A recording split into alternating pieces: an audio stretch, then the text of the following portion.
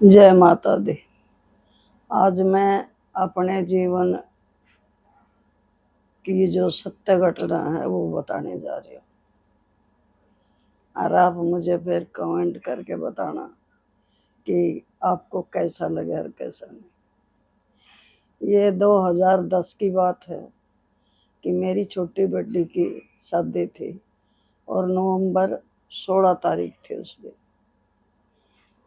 और मुझे अपनी बेटी की शादी के लिए हमारे भात न्योतने जाते हैं पीहर में, वहाँ जाना था।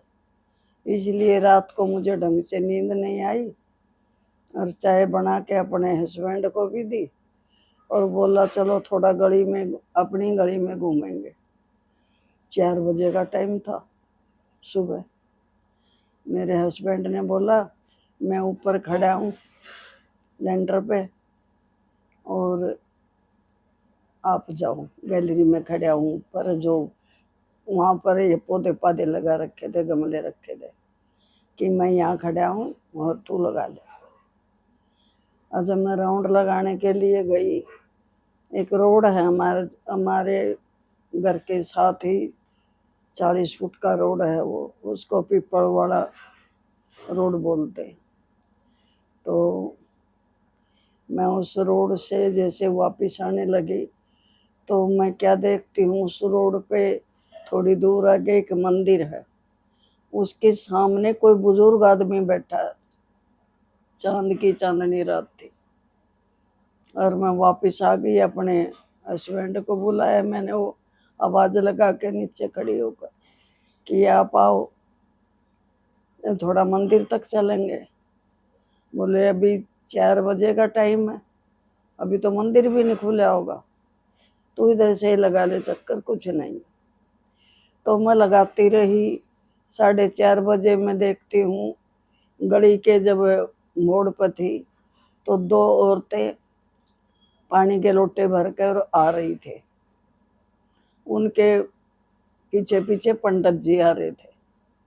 उन्होंने 4:30 बजे अपना मंदिर खोला और वो जो कार्तिक महीना था, कार्तिक महीने में तो फिर वो कार्तिक की कथाएं सुनाते हैं पंडित।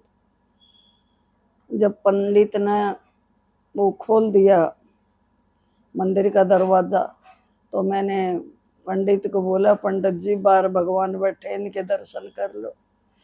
बोलते नहीं माता जी, भगवान तो सब में है, कण कण में है, पेड़ पौधों में है, हर प्राणी में, हर जीव में है। चलो मैं बोली भाई मैं भैंस तो लगा नहीं रही। मैं आके और वापिस देड़ पे बैठ गई। देड़ जो उसकी देर ये अपना गेट लगा हुआ मंदिर की और वो रोड के ऊपर ही है। मैंने बोला राम राम बाबा जी। बोले राम राम। मैं बोली आपको सर्दी नहीं लग रही, सारी रात से इधर हो? बोले हाँ मुझे सर्दी नहीं लगती। मैं बोली कुछ कंबल वम्बल लेकर आऊं क्या? बोले नहीं मुझे कंबल नहीं चाहिए। बोले मुझे भूख लगी है, मुझे खाना दे दो। मैंने बोली अच्छा ठहरो, मैं चाय बना के लाती हूँ आपके लिए और थोड़े बिस्कुट ले आऊंगी, अब रात को तो खाना कैसे बनाऊं। तो मैं घर गई, मैंने चाय बनाई और बिस्कुट ज़्यादा नहीं थे, ये जो पार्ले जी का बिस्कुट होता है वो उसमें 5-6 बिस्कुट होंगे। और मैं आटा बाहर निकाल आई थी फ्रिज से। मैंने सोचा अगर उनको ये ज़्यादा ही भूख लगी तो मैं रोटी बना के दे दूँगी, क्योंकि घर तो रोड के पास में ही था हमारा। मैंने उनको चाय दी, गिलास में चाय लेके आई और बिस्किट दिए, एक प्लेट में बिस्किट दे दिए रख के। मैं बोली लो बाबा पियो और ये बिस्किट खाओ। मैं उस देड़ी पे ही बैठ गई, उन्होंने चाय पी ली और वो बिस्किट खा लिए। लेकिन हैरानी मुझे तब हुई, तब मेरा उनका फैसला तो काफी दूर का था, कम से कम भी 3-4 मीटर का।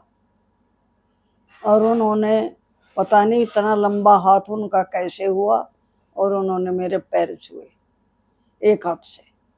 बोली बाबा ये क्या कर रहे हो आप, मुझे क्यों आप नरक में धकेल रहे हो, आप बुजुर्ग आदमी हो, मेरे पैर क्यों छू रहे हो।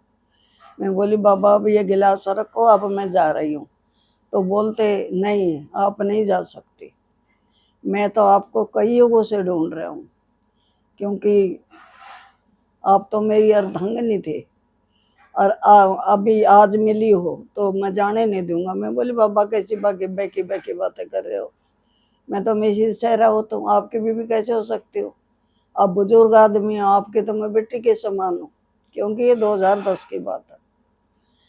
तो बोले मुझे तो भूख लगी है, और वो कुछ और दो चार बातें ऐसे कहने लगी, मैंने अनसुनी कर दी। कह तो ज्ञान की बात रहे थे, लेकिन उस टाइम मुझे इतना पता भी नहीं था।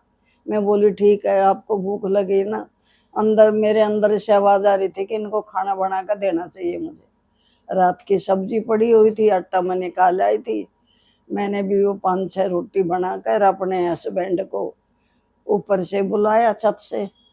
मैं बोले वो बाबा बैठे हैं, उनको आप खाना देगा, उनके पैर छू लेना। बोले ठीक है।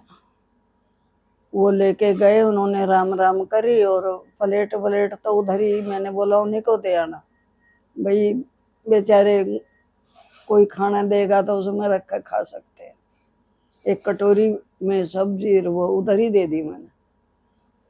तो मैं सोचती रही कि ये क्या था। तो शाम को एक मेरा धर्म भाई है, वो मतलब बहुत भक्ति करता है, परमात्मा में लीन रहता है, उसने मेरे को आके बताया। मेरे भी मन में आ गई थी कि कुछ, जब उन्होंने मेरे पैर छुए कि ये कोई साधारण इंसान नहीं है। और पता नहीं मैं खुद खिंची चली आ रही थी सुबह सुबह मंदिर की तरफ, ये एक संयोग ही था। तो उस भाई ने बताया कि वो साईं बाबा थे, और बुढ़ी माई, वो हमेशा भाई बने हुआ धर्म भाई, लेकिन वो मुझे हमेशा बुढ़ी माई बोलता है, बुढ़ी माई बोलता है। तो बोले बुढ़ी माई वो और कोई नहीं थे, वो साईं बाबा थे, और आप 99% मतलब पास हो गई हो। तो आप कमेंट करके बताना कि ये वीडियो आपको कैसे लगी। ये सच्ची उस पर आधारित है।